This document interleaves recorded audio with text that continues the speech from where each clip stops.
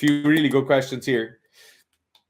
George Kinnell asks a programming question, and it's, at what point do you look to add a session per week to an athlete's program? Currently training 3 times a week, but I go like a year between snatch and clean and jerk PBs, 26, 8 years of training. So firstly, you look at like where you're at now and where you're comfortable and how much training you can handle.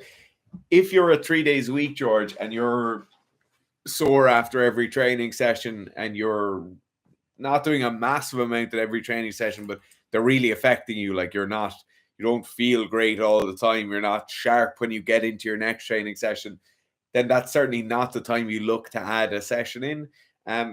In weightlifting in particular, training frequency is very useful, right? Like Gerf will talk about training 12 times a week when he is in a very, very weightlifting specific block. Obviously, most people can't do that unless you're very, very genetically talented and you've been lifting weights for a long time. But certainly, it would be better to be training more than 3 times a week if you're even an amateur weightlifter.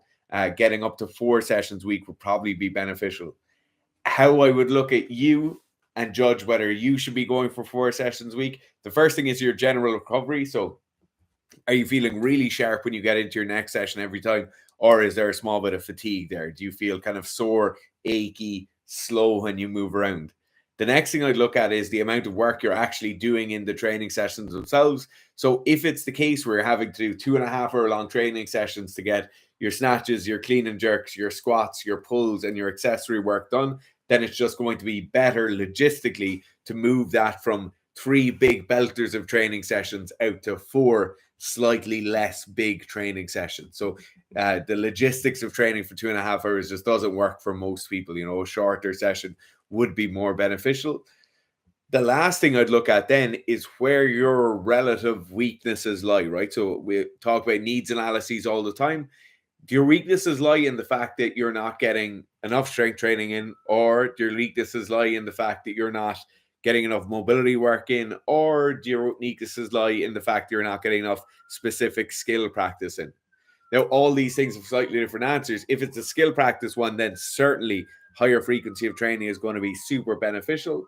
If it's the mobility thing, then more training certainly won't help. You probably need to be focusing on your mobility a huge amount and then looking to add some extra training sessions.